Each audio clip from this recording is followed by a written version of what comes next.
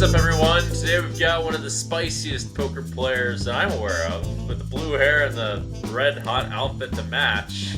She's worn many hats. She's had many different jobs as like a model, a stripper, a dating coach, streamer, you name it. Oh, she's been in music videos too. And now to add to her resume, she's the first professional poker player to play a high-stakes tournament, $200,000 buy-in, and cash in it. Ebony, welcome to the stream.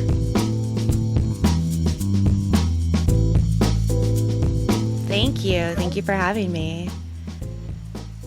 Well, thank you for your time. You have a very interesting, what's the word? I want to say career. I feel like that's not exactly the right word.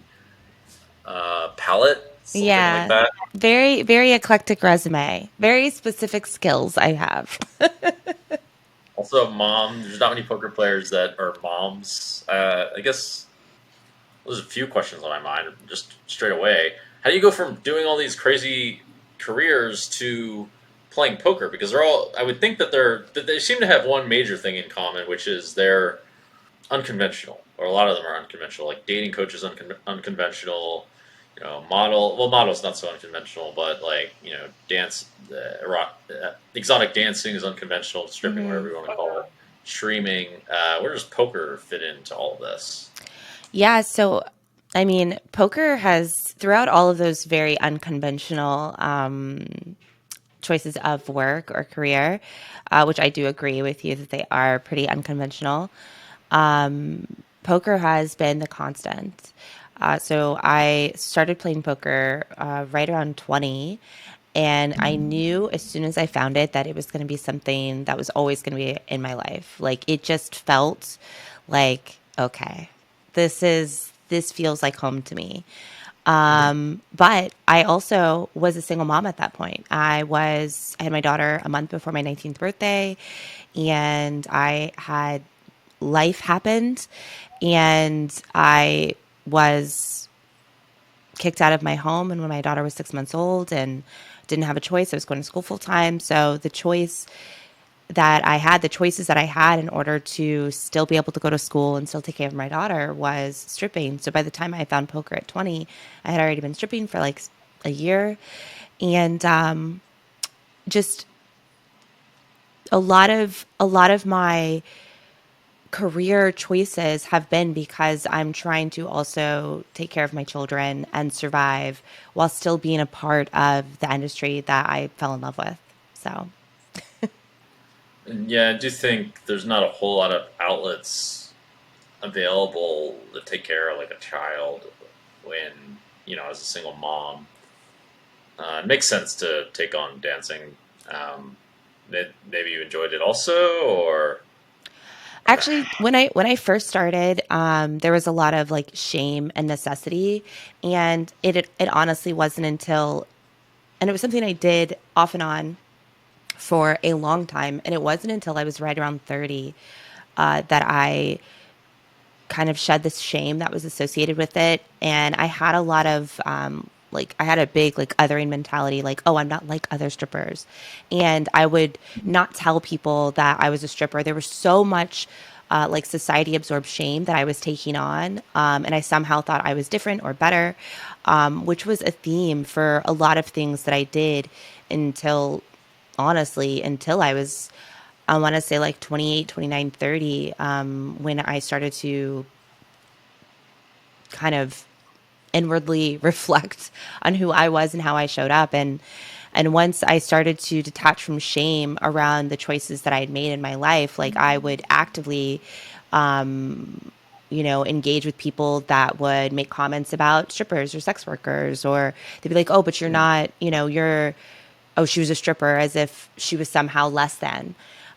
Whereas before I would avoid comments like that, or if somebody said, "Oh, I heard you used to be a stripper," I would like immediately shut it down. Or I'd be like, "No," and I just realized that I wasn't. Not only was I not helping myself, but I wasn't helping. Like the women specifically, like sex work is so women dominated. It was like the women that have been in my life, and I've made some really good friends and had people that have really been there for me in ways that my family hadn't been. So I just wasn't honoring like my path. I wasn't honoring who I was, and I wasn't honoring some of the women that had impacted me so greatly. So yeah, so now I'm just very open and honest about it. Well, it's good of you to own, what you own your actions and defend them, especially when people have like a lot of negative judgment for not any good reason other than some stigma or whatever, and yeah, just have negative judgment that isn't really like doing anything positive. Certainly don't believe in that. I think that's quite a negative thing. Yeah, it takes some courage to stand up for to put in some kind of word against these sorts of bad behaviors. Yeah, I think the thing is like I still encounter some pushback and some comments regarding sex work and just that industry as a whole. And what's interesting to me is the amount of poker players that have something negative to say about it. And just like you said, like sex work as an industry has a lot of stigma attached to it. So does Mm. poker. Poker has this negative, like seedy basement kind of grungy mentality where it's just like, oh, you gamble for a living and you do this, and when are you going to get a real job? And it's just like, it's just another form of it's just another industry that people who aren't in it don't understand. Mhm. And there are good and bad actors in everything, and anything can be manipulated and abused, and it's just you know yeah, it just is. And then there are people who just love what they do. Like I did get to a point where I love dancing. So for me, like it got to a point where I was just like, "Oh, this is so fun. Like I get to dance and I get to explore my body and connect with myself, which is like very exciting for me. And it honestly has helped me tremendously in my confidence away from being a stripper and how I show up in life." So, Yeah, it makes a lot of sense. Yeah, and I totally agree with what you said about there's good and there's good and bad actors and everything, and I mean, you can always like make something look good or look bad. Pretty much everything, I would think, or a lot of things, and a lot of what determines how good or bad something is, to quite a large degree, is going to be the people in it, and even related to that, all the you can look at something in a positive way and you can look at something in a negative way, and there's always positive and negative sides, and really the bigger culprit is the the I guess you could say something like the toxic behavior, the behavior that causes more unnecessary pain that doesn't have to happen. That's my way of looking at yeah. things. And the irony is that these judgmental people tend to be causing much more problems than. I mean, they're more of they're like more an actual problem, I would say, or when they're actually becoming judgmental. Yeah, I think that's the thing is like whenever and I had to learn this for myself because I mean, I'm not I'm still blown away at how I was a sex worker who was like, "Oh, no, no, no, but I'm not like them. I want." I was like, what are you doing, and I so badly wanted to be included and I wanted to be in the in crowd. And the thing that took me a long time to realize is that I was trying to be included for people who didn't actually know me, people who didn't understand me, and people who were taking one thing about me and deciding that they knew everything about me. And that coming from that world into poker actually prepared me for a lot of, well, one, it definitely prepared me on how to deal with men as it relates to money, which poker is, Can be. 95, 98% men. So this was a very nice transition, especially with real world like reading abilities. But the thing that it really showed me is that I don't need to kind of sell myself to people. I don't need to like convince people why they should like me or why I'm good enough or, insert XYZ reasons that I want people to understand me, include me, not judge me or not dismiss me because of choices I've made or, something I do in life. And the fact of the matter is that the people that have actually mattered in my life have always been curious about who I am, curious about my why. And the people who are quick to judgment are people who are just waiting to judge. They're waiting to be proven right. Like they enjoy drama, and I don't want to participate anymore. So There's a million good topics in what we're talking about. If I'm to like try to, if you really look down at the roots of these sorts of judgment mentalities, it is basically rooted in selfishness of like getting this kind of like emotional high from just looking down on other people at other people's expense. It's like I view it as something like emotional theft. But that's my yeah. That's just the way that I look at it, and it really comes down to like short term gratification. I think. In addition, as you're saying that, as you're saying like you're trying to like fit into the other crowd, I actually came to a bit of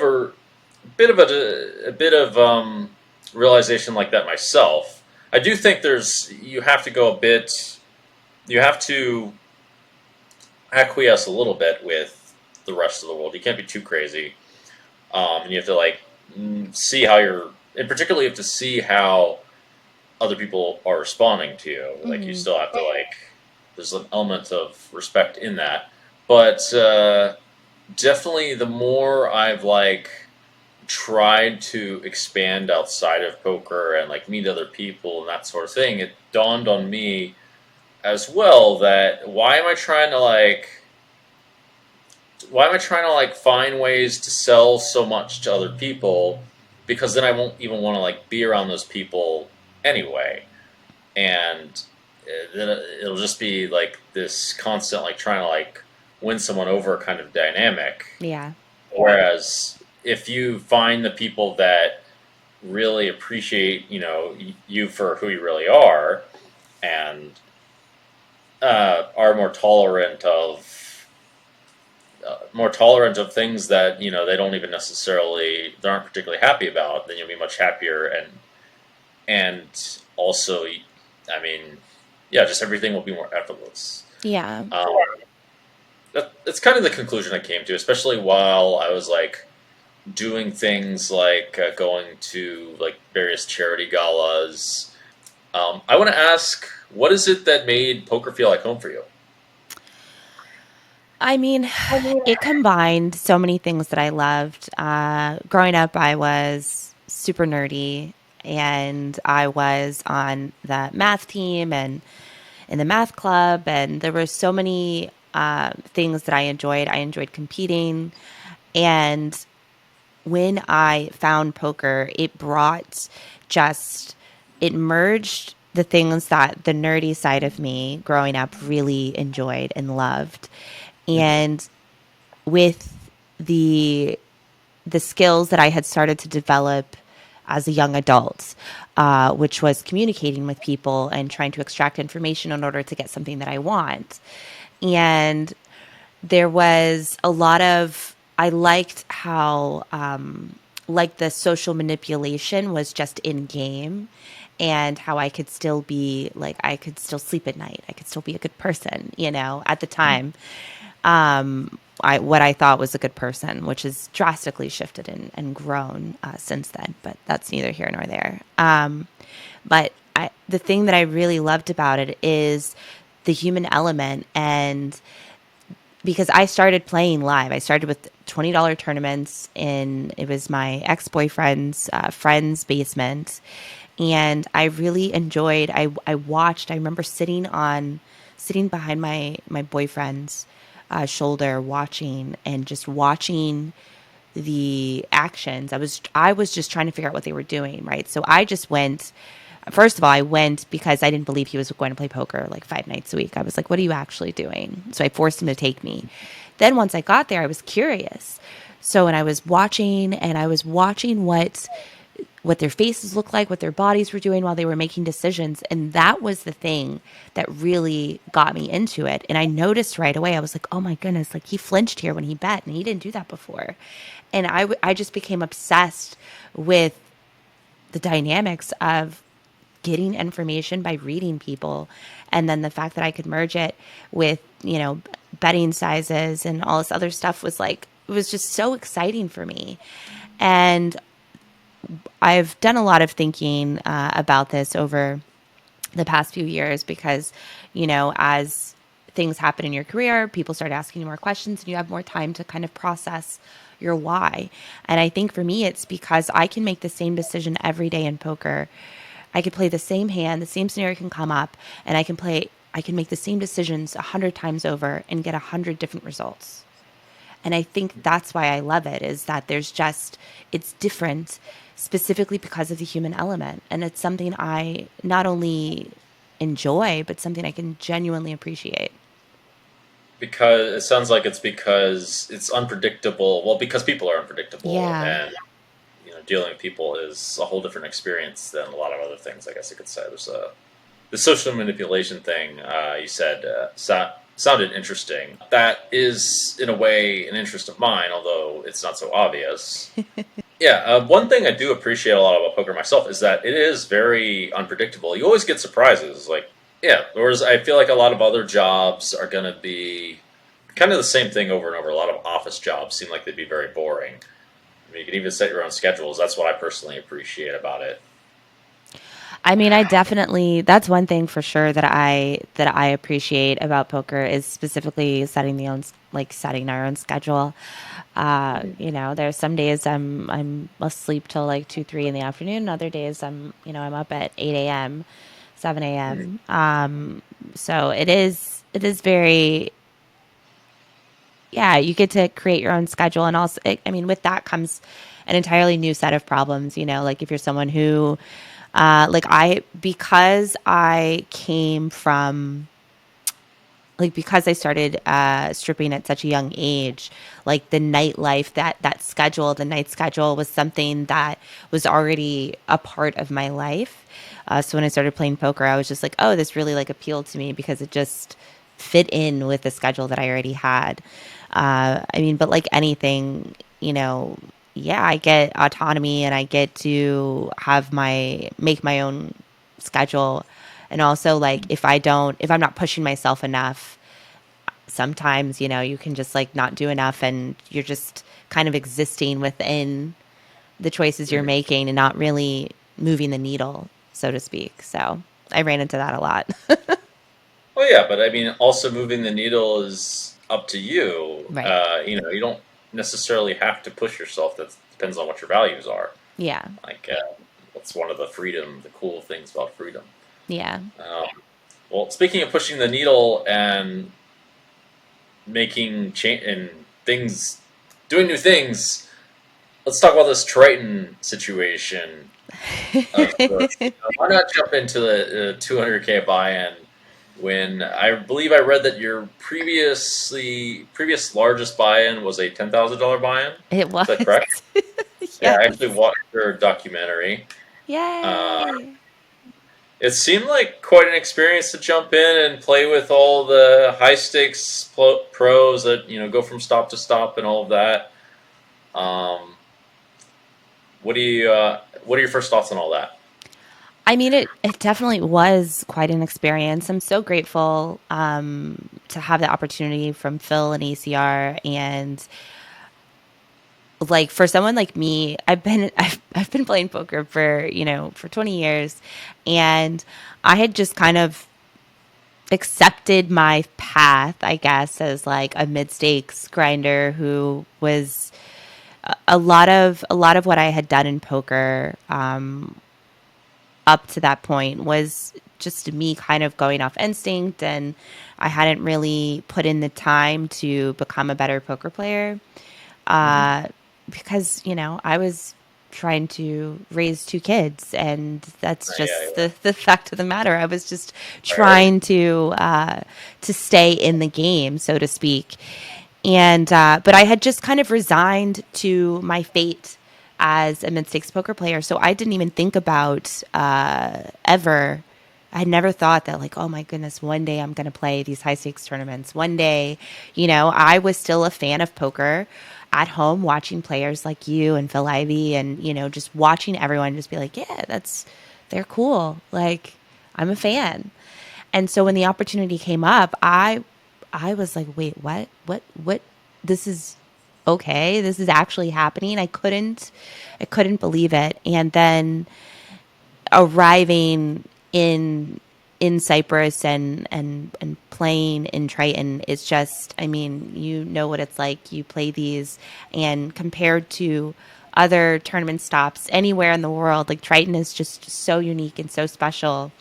And there is this I feel like it's like the air is like crispier, like just everything is just a little more fine tuned and clearer because it's just it feels so special.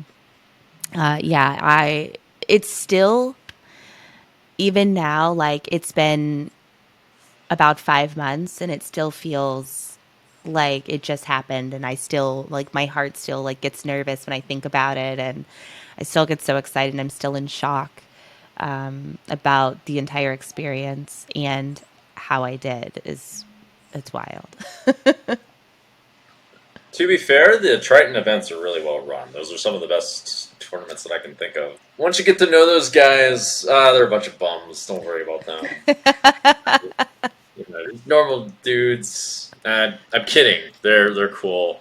They're mostly pretty humble, I'd say, and they some of them work really really hard at poker.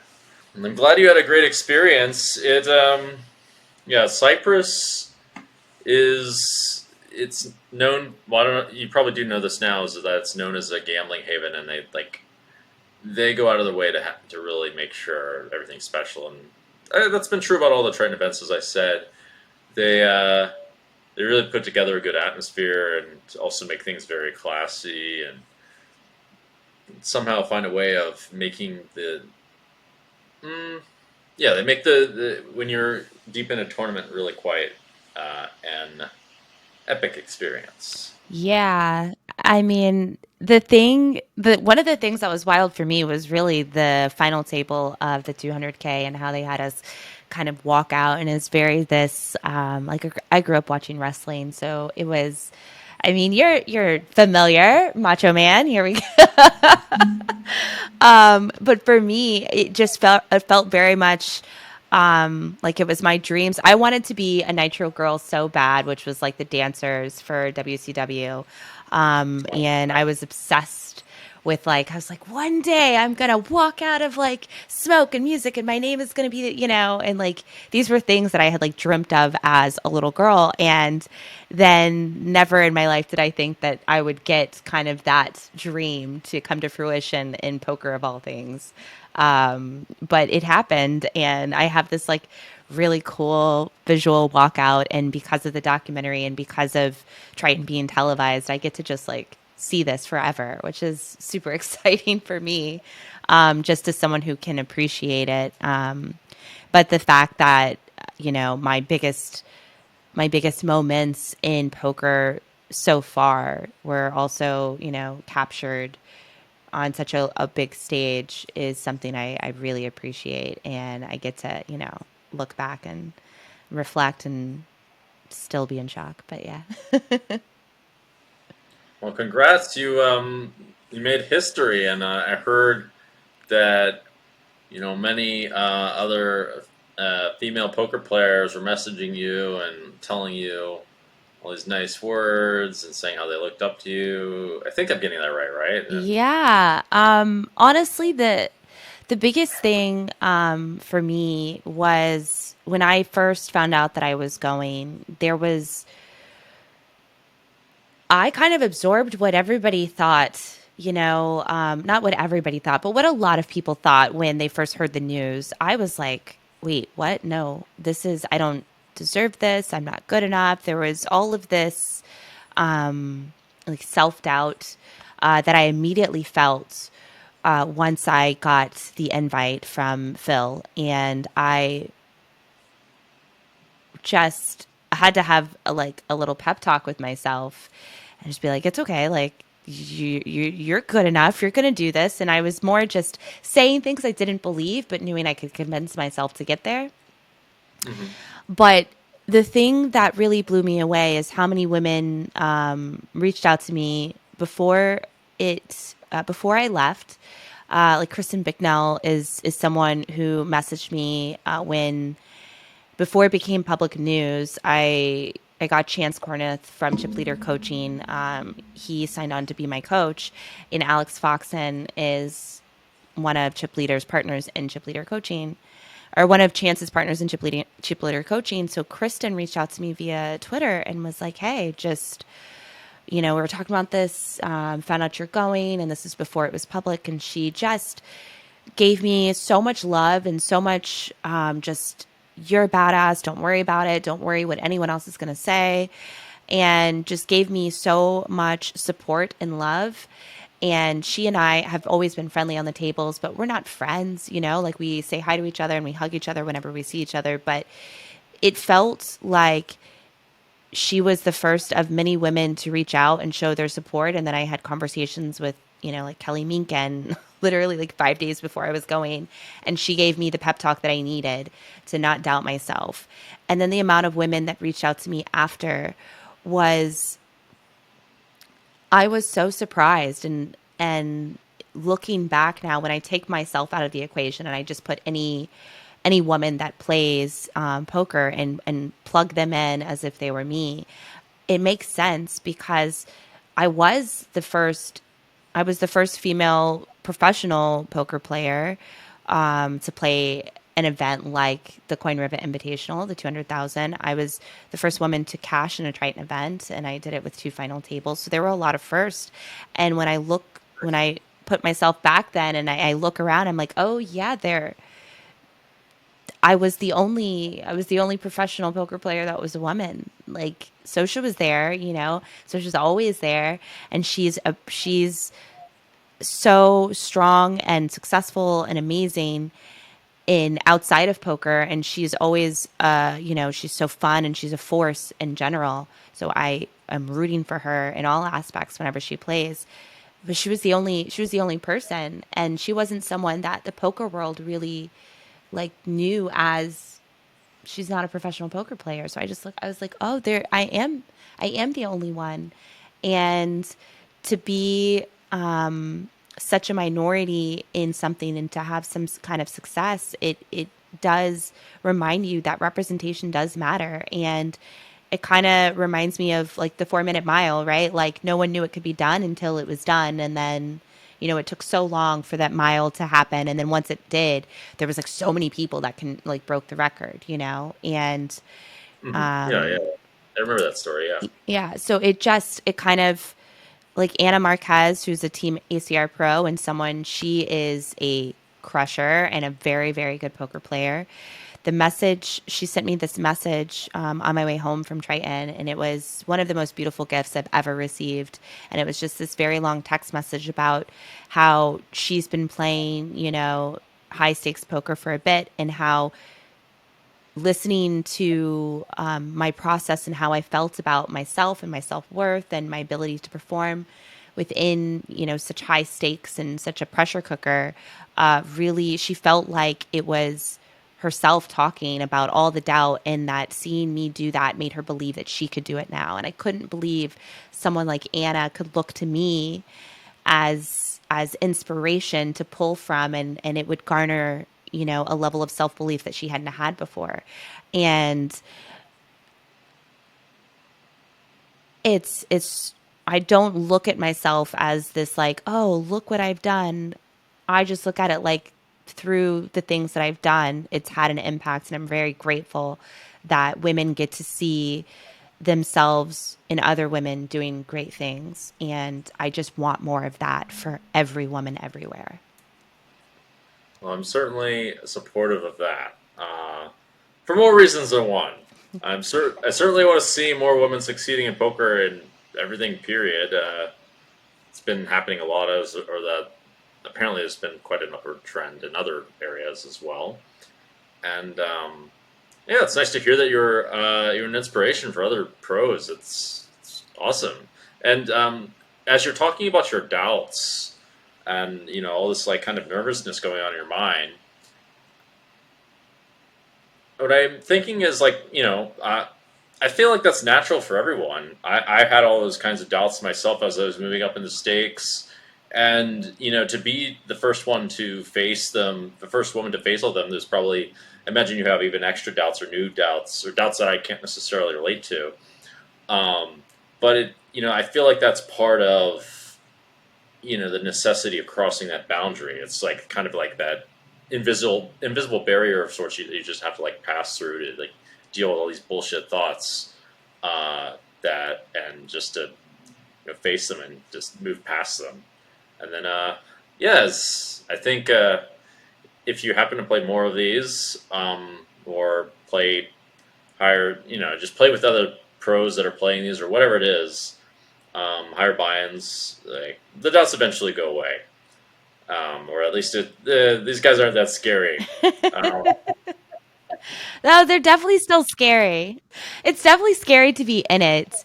I was explaining to like I got so little sleep in the 10 days that I was playing Triton, and I think it was because my body was just on such high alert, mhm. because playing with you and everyone that plays these fields, like you just have to be on guard 24/7 when you're playing, because if you're not, they're just going to pounce, and that's the nature of it. And so it would take me hours to kind of come down from it, because it was that fight or flight mode and I was just in fight mode, and to come down. And it was like by the time I was ready to come down, I would fall asleep for a few hours, and it was time to wake up and do it all over again.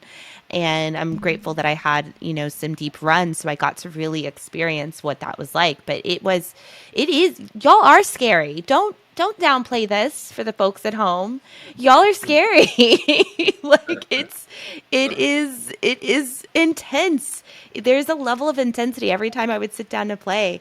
I would have to kind of like inside, whatever was happening, whatever y'all saw of me on the outside, was the exact opposite on the inside. I was freaking out every single moment. It was scary. It was intense, and and everyone is so kind, and everyone was so thoughtful and went Don't out let of them their trick you. way. Don't let them Yeah, trick you. listen, They're I know. wolves, wolves waiting to try to get your money. I'm kidding. They're nice. But Both can be true. Both can they're be shy true. nerds. As a dating coach, you've probably realized there's shy. There's a lot of shy nerds there. So picture them all as shy nerds that are asking you for dating advice. That's the way to go. Yeah, That's not I even that unrealistic. Think about that. listen, it's not that far fetched actually. Um, I mean, but yeah, but these are you all are individuals who have created a path for yourself and really carved out a spot in an industry that's very specific. And I think I mentioned this in my documentary. It was like, like I've been on TV for poker before, but these are the people that everybody's watched on TV. There's an air of I don't want to use the phrase celebrity, or the word celebrity, but it kind of feels like it's very different when everybody in an industry knows you versus somebody, like some of the people know you. And so with that comes with like, it's like I absorbed a lot of the intimidation and the nerves that I would get, just because I'm like, oh, I'm still a fan, and being able to separate, like kind of dig deep within myself and separate my fandom from like, okay, these are now my peers, and I'm gonna sit down and try to do what they're doing to me, which is like crush your soul on the table. So hopefully. Yeah, I could see how. I do remember these kinds of feelings myself when I was first meeting the people that I looked up to in like 2010 or whatever. I first meet all these famous people. Like, oh my god, I'm playing with like Phil Ivey, or like going out to a club with them, like that kind of thing, and playing Yeah.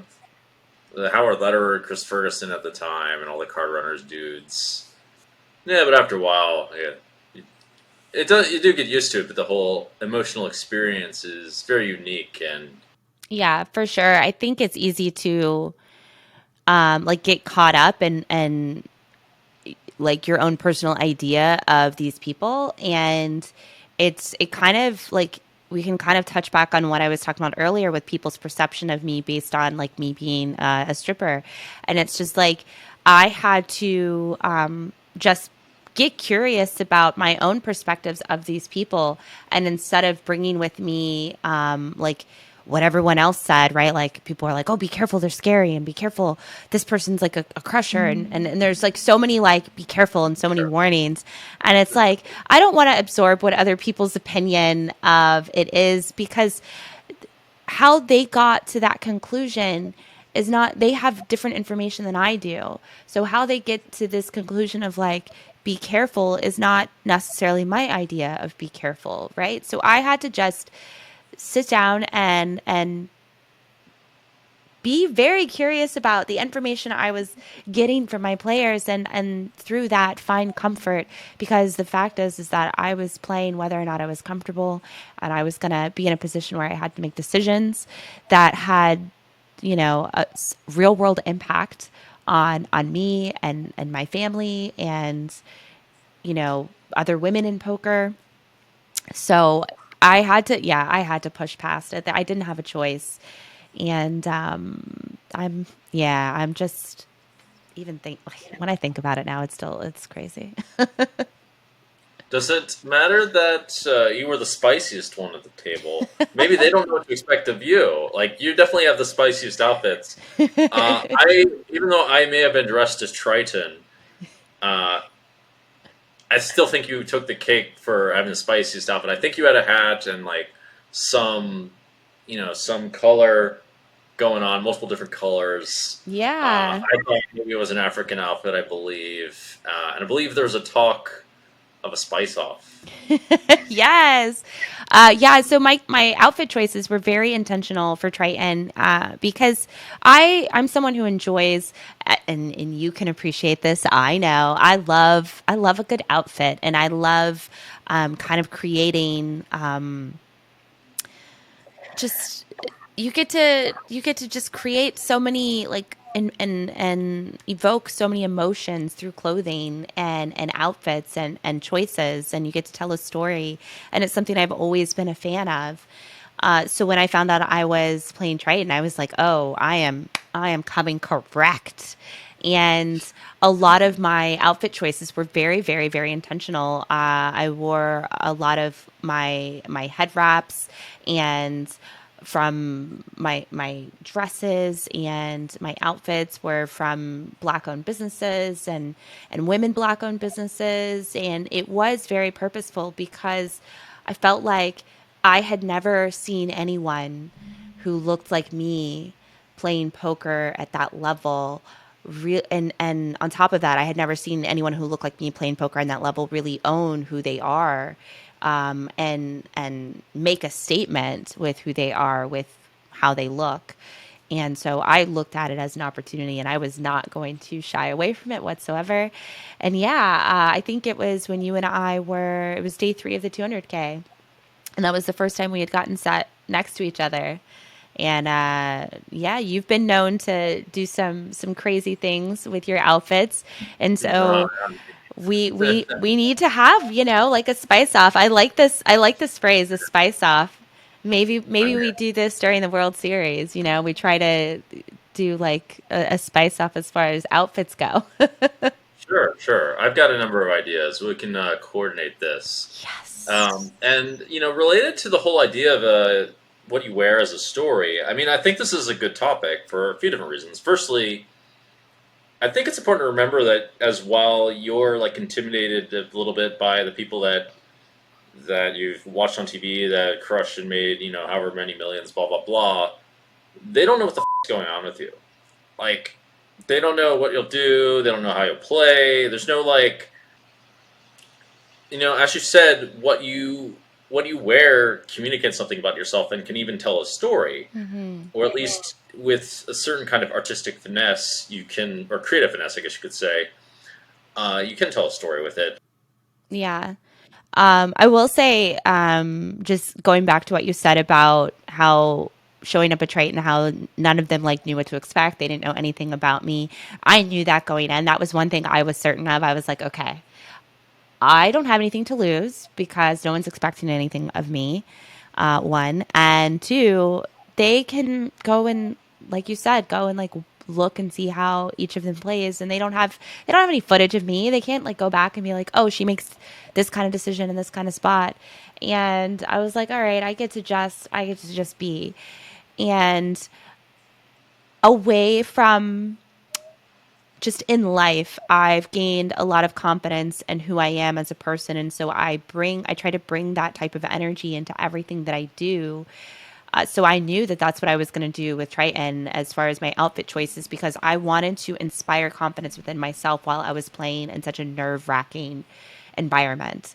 And I knew one of the ways that I could do that was with my outfit choices. It's like look good, feel good type of thing, you know? And I was just like, well, I know one thing's for sure. I'm going to look good, regardless if I play good, if I run good, and I just happen to run very well and play terrible in some spots and then play well in others. I got to wear a lot of my amazing outfits for Triton, which was fantastic. Uh, but yeah, there is. I noticed very early on in poker that the how I showed up physically with the choices that I made really impacted the way people would perceive me. Like if I would show up in sweatpants and a snapback and just be like super casual, then the way that people would react to me or respond to me was vastly different than when I dressed up to the nines and wore a lot of jewelry, and then people would think I'm just like, oh, she's got to be some millionaire's girlfriend, you know? And it was just like the way that they treated me, the way that they played against me, the way that they played back at me, everything was different. And I started to realize how much power was in that, and that I get to decide how people initially perceive me. And I just wanted to take all elements of my power in that, and I still do, and I think it's fantastic. And I get to play and create, and also I think you got to give yourself a little more credit. I think you're doing an amazing job with creating these characters and these outfits on the poker table, because that's one thing you're for sure known for, and you stay in character, which is kudos to you. Hats off to you for that. Well, thank you, thank you. Well, good job realizing that. By the way, I don't know how much people do realize that they're doing that. I think a lot of people just kind of be who they are and don't really like look too much into how they're dressing. But I'm not sure if I'm right about that. But yeah, I mean that's a totally fair way to manipulate in poker, and that and dimension of it that people haven't really thought about. Uh, I mean, I can give some examples of myself, but like I think half the time when I dress crazy, I'm sitting here thinking like, how can anyone fold to me when I'm dressing like this? Like, the fold of the guy who's dressed as Macho Man and has got like yellow and red on and like a hat and a chain and all this stupid stuff. Uh, yeah, I mean I could totally see how people could wildly misplay against you. Yeah, so it worked out in a favor that way. It's definitely something to keep in mind. I don't care. I just like to spice things up now. It's Oh, yeah. That's how I feel. I'm just like, it's poker can be so boring, and I just want to have fun. Like, I want to add a dash of fun into everything that I do, because that's who I am as a person. Like, I am just this very excitable, over the top person who, like, I'm just over the top in general. So it makes sense that my outfit choices can also, be over the top or be deemed as over the top. And I just want, yeah, I just want to have fun. And one element of me having fun is how I feel. And it starts from, the package that I bring to the table. For me, it's fun. It's fun. I love playing dress up, and I am living in Austin, Texas now, where everyone dresses down for everything. Like nobody dresses up, and what? it is yeah. It's this weird. Like everyone wants to wear jeans, and yeah, and it's kind of boring. And I just have decided that I'm gonna dress up for everything. Like it doesn't matter. Give me any excuse to dress up, I'm gonna do it. And I mean, waking up is an excuse to dress up, I feel like. like being alive and facing another day is just like, yeah, I have something to celebrate. I'm here.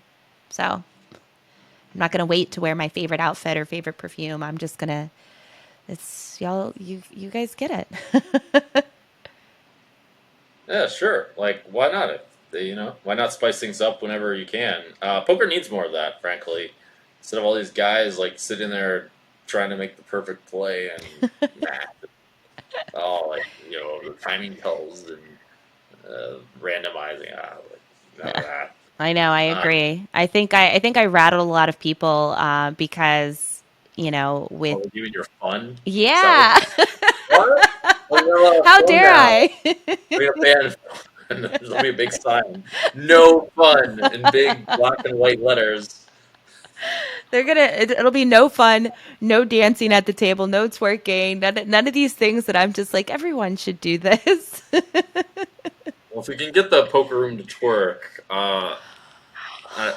there'll have to be some kind of reward, like I don't know, like a free roll or who knows, Oh my goodness. Listen, if brand new hat. anyone, I think this is part of the spice off. Maybe this is an element that you and I bring into our spice off, right? Like maybe we can give away like, a buy into something, if like we have like a little twerk offer, like come like show up in your best dressed outfit and then enter the contest and then we like give, something. I don't know.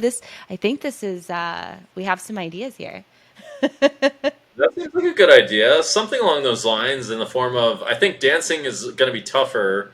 An outfit, I personally think an outfit will be easier, just because knowing myself, I'm shy to dance, and if I'm shy, they're all shy. There's also, by the way, one weird thing is that, well, it doesn't matter the poker room because it's all dudes, but like like guys are not dancing that well, and in front of girls, it's not a great look, and that like I don't there's know. gonna I'm gonna challenge that because I think, yeah, there is that pressure of like, oh, you don't want to embarrass yourself or you don't want to look bad. But the thing is like stepping out of your comfort zone is such. At least for me, I think it's such a hot thing when a guy is challenging his comfort zone, really. especially in front of others. Yeah, it is. I I think it is one of the hottest characteristics that anyone can have, and not it's not that they're not afraid to try something new or scary, right? It's that they acknowledge that fear is there and they face it anyway, and they decide to sit in the thick of it and challenge themselves. And I think that is such a sexy characteristic that a human can have is like just fighting that fear or bringing your fear with you. And so, yeah, getting people, you'd be surprised. I can get a lot of people, even when we played at the lodge, when they were like wanting us to get back in the room, I was doing like the shimmy shake to get like wanded down. And so I would have I did implore a few of the players if I was behind them coming back in. I was like, come on, do the shimmy shake, and got a couple players to do it. Josh did it. Really? I How think about that? Mike did it, and it's just yeah, people will surprise themselves. They just gotta get a little bit of encouragement, and I am the best cheerleader. I'm like on that, like, come on, you can do it. And I truly think that anyone can do anything they want to if they just decide to. And how it looks to anyone else doesn't matter. Doesn't Well, those matter. are some special traits to get people to do those kinds of things and open up and be like the source of that. I want to say the word is joy, although it's not exactly the right word I'm looking for. Is really a unique trait. And certainly, if you can be that source in spite of other people being boring and dry, it's hard to be that. Yeah. And it's definitely hard to get people moving. It's like the trait of like a leadership kind of trait. It's yeah, it's kudos, and also if you can do it, like actually do it, also more kudos because the poker world needs that more spice for Thank sure. you. Yeah. I do suspect. This is what I think. I suspect there's like some kind of slight benefit on average. Let's just say you take an average guy and he dances. versus a bunch of dudes that don't dance. My guess is there's going to be like some kind of slight benefit, but I'm not really sure because I don't have a whole lot of experience on the dance floor myself. But this stuff actually does really interest me. Um, I mean, these days things are a little weirder. Have you been giving dating coaching to many poker players? How do you get into that? Do you give uh dating coaching to the clients at the strip club too? Like, how does this work? Yes. Oh my God. Actually, I was always, I just was always the person who was giving advice and everyone would come to. And I was the like philosophical stripper in every club that that I worked in. And it was like, I always wanted to talk about everything. That's too funny. You should have dressed as like there's some like lady philosopher or like dressed in a toga or like whatever it is. But that was who I was. And I just, it was a natural transition for me, and I actually went from dating coach to sex coach to ultimately becoming a women's confidence coach, where I worked with all of my clients were men, and then I transitioned to becoming a confidence coach with the focus on women, and that was an interesting transition for me, specifically to go from working with all men to working with all women. But the dating, yeah, becoming a dating coach it was just a natural thing because I was the person who I was super open and honest, and I could talk about any subject with anyone and not shy away from it. And I was comfortable and confident. I am comfortable and confident in what I bring to the table. And I am pretty outspoken, and I like to challenge people's ideas of what they can or can't do. And I think that is a very good quality to have when you are trying to get someone to become a more successful dater, No, for specifically sure. men. So, yeah. I do think that's necessary, although I think these days the barrier for men is becoming what's the word? Although I don't really know what a typical guy's setup is, but if they don't have like a vibrant social circle, I think they're like it's a real tall. It's becoming a taller hill to scale. Um, Yeah, the barrier to for entry is getting a little more difficult. Well, it's good you acknowledge that too, because I would say probably getting insurmountably difficult for a lot of guys, or virtually insurmountably difficult, is my guess. But it's really hard to say. I'm just saying if they have no social circle specifically, which like a lot of guys, if they're sitting around playing video games all day, they probably don't have a great social circle, Yeah. and unless they're like really good looking or something, there's not going to be a lot of hope there if you Yeah. think about it. Yeah, I mean, when you put it that way and they're not like actively engaging and trying to build their social circle, which opens up experiences and opportunity, then absolutely. Uh, One thing that I told every single one of my clients before, and I still tell this to every single man that I meet in poker Mm-hmm. specifically: Latin dance. Learn to Latin dance. Yes, because it requires you to practice approaching women. Every song you gotta go ask the follow if they want to dance, and most follows are women. So you get to practice touching and engaging and talking and interacting with women of all walks of life. And the amount of men that I've danced with that I haven't been attracted to before I dance with them, and then after I'm like, oh my God, that was so hot. Like that's a very visceral reaction that I have to a skill that they can acquire. And you don't have to be a good dancer. You don't have to be a very confident person. You don't have to be like very suave and really good at communicating with women. You just have to practice these, it's just going to the class, practice moving, and like anyone can learn to salsa. Anyone can learn to bachata. And it is, I think it is if you are a guy at home playing video games all day and you don't have a social circle, look up your local Latin studio and go to a social and take a lesson and get out of your comfort zone. That is something I tell every single I will never stop telling people to do that. It probably is pretty good advice. I mean, like actionable, will work if eventually girls are involved. Um, yeah, I mean, actually, probably hard to imagine much better advice than that. I would think that's. So I'm trying to think of like what else would you do? Like going to a bar isn't really good. Um, unless Nope, you have some it's the Latin pals. dancing. It's the Latin dancing. And it's a skill that like once acquired, you just have it.